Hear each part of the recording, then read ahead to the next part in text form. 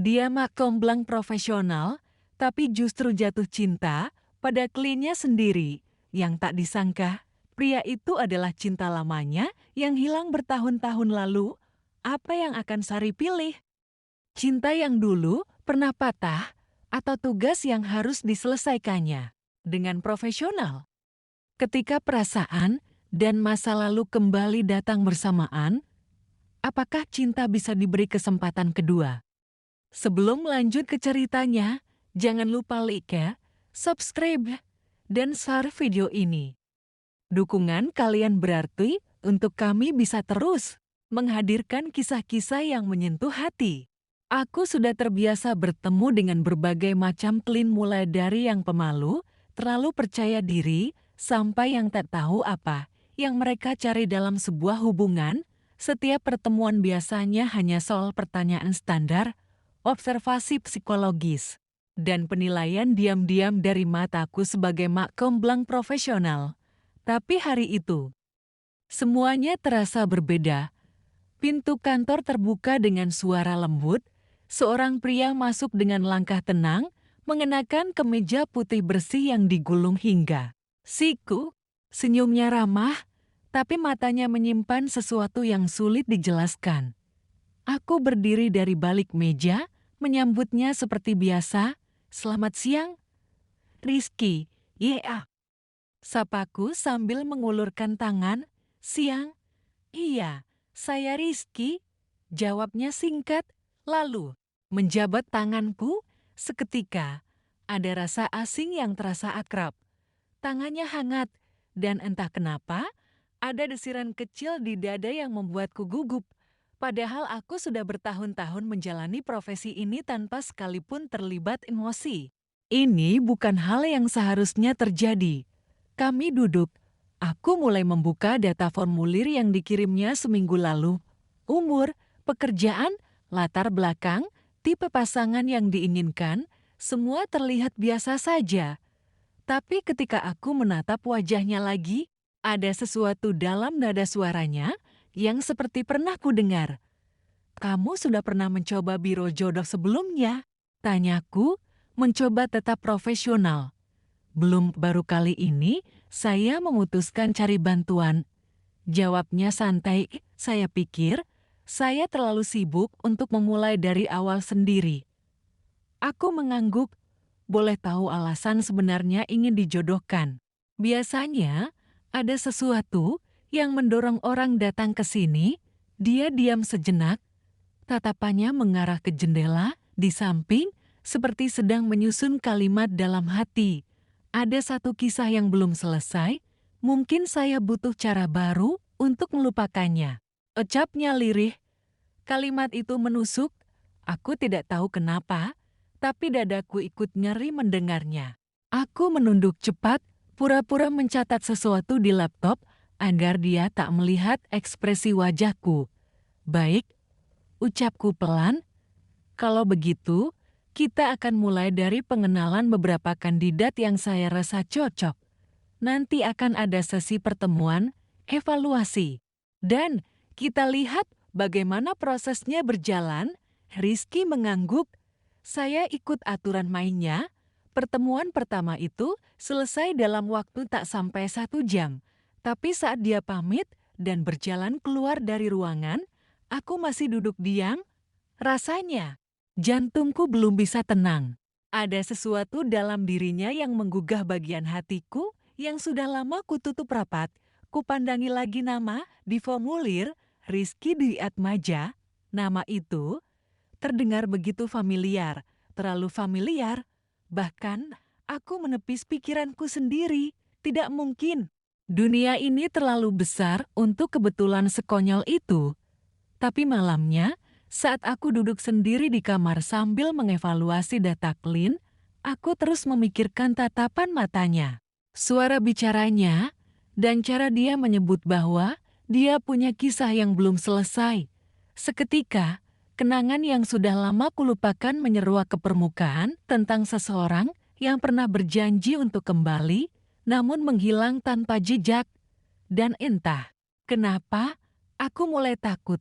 Takut kalau perasaan ini bukan sekadar intuisi makomblang, tapi sesuatu yang jauh lebih dalam dari itu. Sudah lebih dari 3 kali kami bertemu, bukan untuk kencan, tentu saja, tapi untuk sesi evaluasi dan konsultasi. Dalam setiap pertemuan, aku berusaha tetap tenang, profesional, tidak melibatkan perasaan. Tapi setiap kali Rizky duduk di seberang meja, mengenakan kemeja rapi dan senyum tenangnya yang khas, ada sesuatu dalam diriku yang terasa tak beres. Hari ini kami bertemu di sebuah kafe kecil, tempat biasa aku mengajak Clint untuk pertemuan informal. Kafe ini tenang, nyaman, dan cukup netral agar Clint bisa merasa santai. Tapi aku sendiri tidak merasa tenang. Gimana dengan pertemuanmu sama Dina? Kemarin, tanyaku sambil membuka catatan di tablet. Rizky tersenyum kecil. Baik, dia perempuan yang menyenangkan, sopan, cerdas. Tapi, aku mengangkat alis. Tapi, dia menghela napas.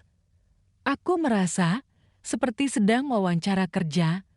Obrolannya terlalu formal, tidak mengalir. Aku mencatat sambil mengangguk. Itu normal. Pertemuan pertama memang belum bisa langsung klik. Tapi waktu ngobrol sama kamu, rasanya beda. Tanganku berhenti menulis. Aku mendongak pelan, menatap wajahnya yang kini menatapku lurus. Aku terkesiap, tapi buru-buru tersenyum untuk meredam segala kemungkinan. Ya, mungkin karena aku sudah terbiasa bicara dengan banyak orang, ujarku mencoba mencairkan suasana. Tapi bukan cuma soal terbiasa, suara Rizky merendah, matanya jernih, tapi menyimpan sesuatu yang sulit ditebak, rasanya seperti ditarik ke masa lalu yang samar-samar. Aku mengalihkan pandang. Rizky, kamu tahu kan? Posisiku di sini sebagai pendamping proses, aku harus tetap netral. Aku tahu, dia mengangguk pelan, tapi aku nggak bisa pura-pura nggak ngerasa apa-apa tiap kali ngobrol sama kamu. Lagi-lagi, dadaku mencelos.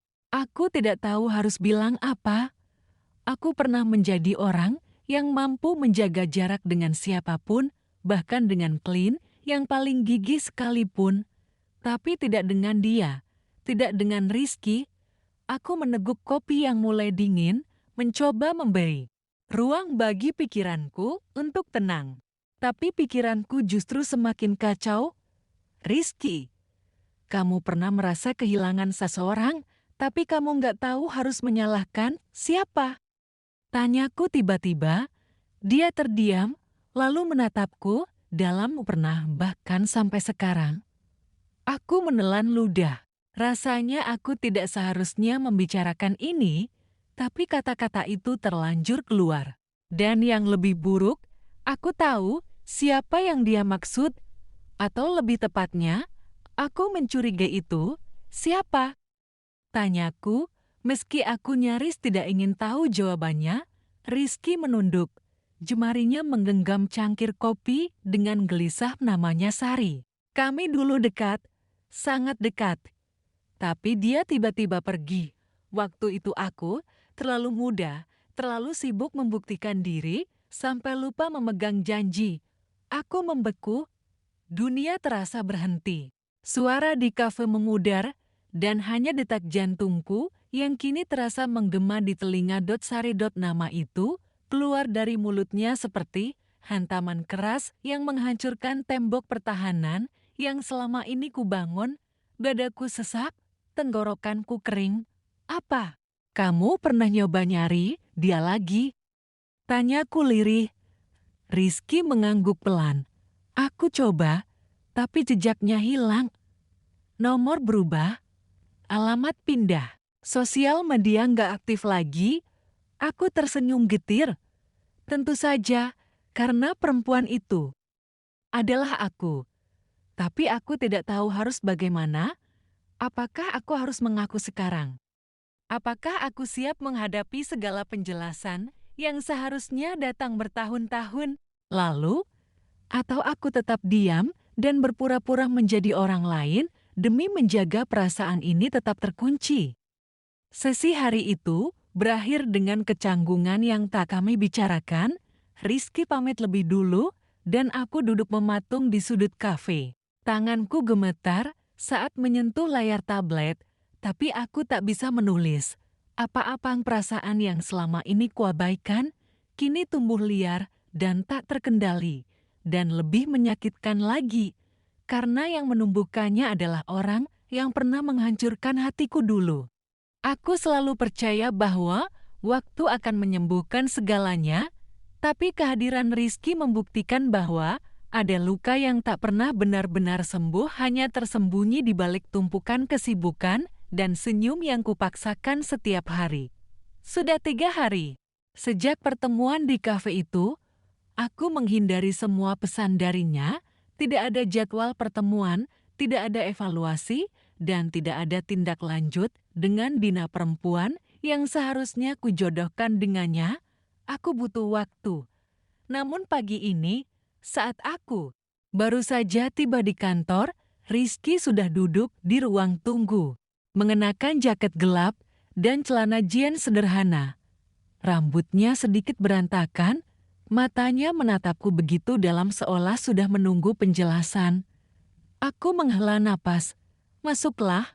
Kami duduk di ruang konsultasi seperti biasa, tapi suasananya tidak biasa, terlalu sunyi, terlalu penuh tekanan, dan dadaku sudah terlalu penuh untuk menahannya lebih lama. Aku tahu kamu menghindar, ucap Rizky perlahan. Aku mengangguk, aku butuh waktu untuk berpikir karena cerita tentang Sari itu. Aku diam, lalu mengangguk lagi. Tapi kali ini lebih dalam. Aku tahu ini terdengar gila. Lanjutnya, tapi sejak pertama kali lihat kamu, aku ngerasa. Tayak pernah kenal, aku cuma nggak berani nyimpulin sendiri sampai semua ciri-ciri itu muncul suaramu, caramu tersenyum, caramu manggil nama orang, dan nama kamu. Sari, aku menggigit bibir. Tanganku mencengkram sisi meja. Kamu yakin aku perempuan yang sama? Tanyaku akhirnya. Rizky tersenyum pahit. Kamu tahu aku yakin? Aku tahu kamu adalah Sariko yang dulu. Aku menutup mata sesaat. Udara di ruangan itu terasa terlalu tipis untuk bernapas. Kenapa kamu pergi waktu itu? Tanyanya pelan. Kenapa kamu hilang begitu saja? Aku pulang ke Jogja, kamu nggak ada. Keluargamu pindah.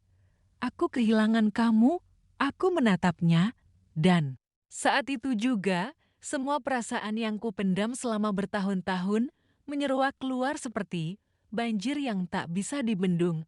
Kamu yang janji mau balik, tapi kamu nggak pernah pulang. 3 tahun aku tunggu, Rizky. 3 tahun aku nunggu kabar, nunggu kepastian.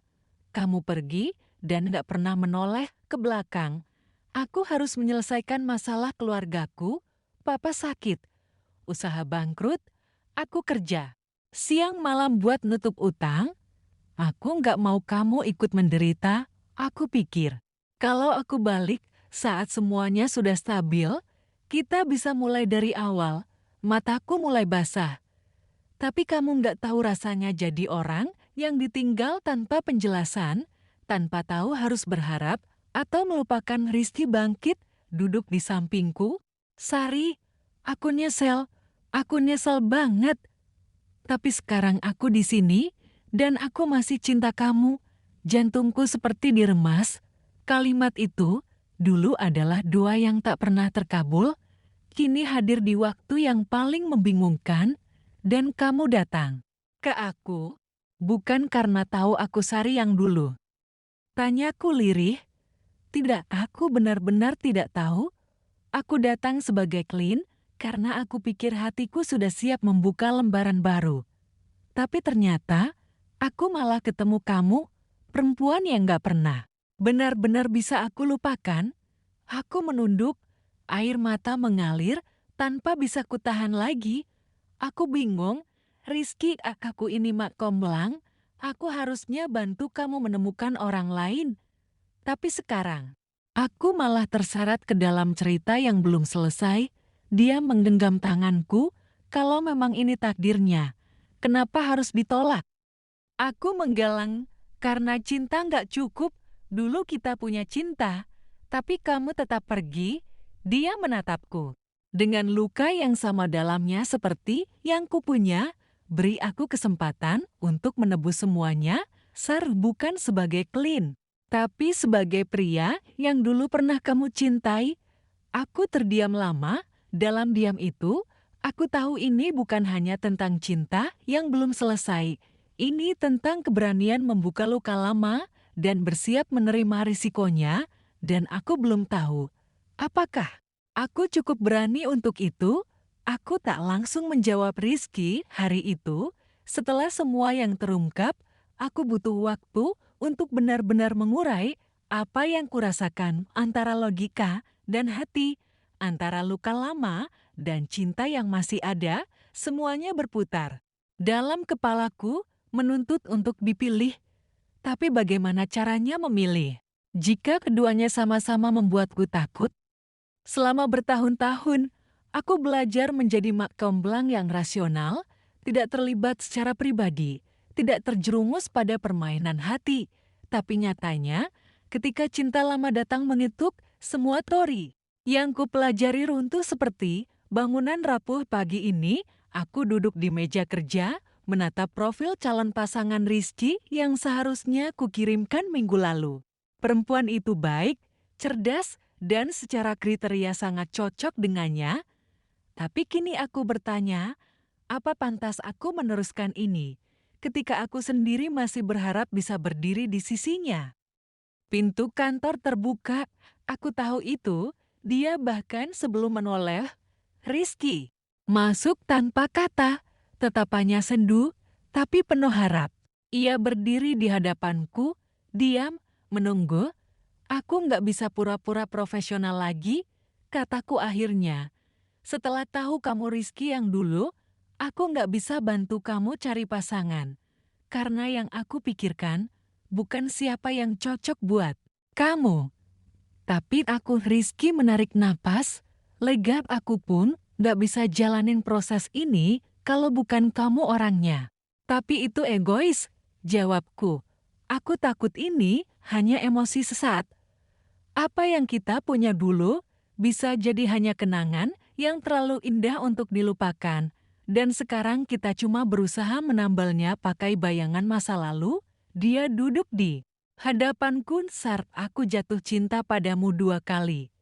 Dulu dan sekarang. Dulu karena siapa kamu saat itu. Sekarang karena siapa kamu yang masih bertahan. Bahkan setelah semua ini, mataku berkaca-kaca. Aku ingin percaya, tapi juga takut. Aku takut kalau semua ini hanya luka yang dibalut cinta lama. Kataku pelan. Rizky tersenyum. Kalau memang ini luka, biar kita sembuhkan sama-sama. Kita mulai dari nol. Bukan sebagai Rizky dan Sari yang dulu, tapi yang sekarang. Butuh waktu beberapa detik untuk aku menjawab. Tapi di saat matanya menatapku seperti dulu, hangat, tulus, tanpa paksaan aku. Aku tak ingin kehilangan kesempatan ini lagi. Aku akan berhenti jadi mak comblangmu, ucapku sambil tersenyum kecil. Dan mulai jadi siapa? Tanyanya. Aku menatapnya penuh harap. Mungkin jadi seseorang yang bisa jatuh cinta padamu. Sekali lagi dengan sadar, dengan sepenuh hati. Rizky berdiri, mengulurkan tangannya. Aku menggenggamnya. Hangat. Nyata, kami berdiri di titik yang baru, tak lagi sebagai 2 orang yang terluka, tapi 2 hati yang memilih untuk menyembuhkan bersama. Bukan karena masa lalu, tapi karena masa kini yang penuh kemungkinan.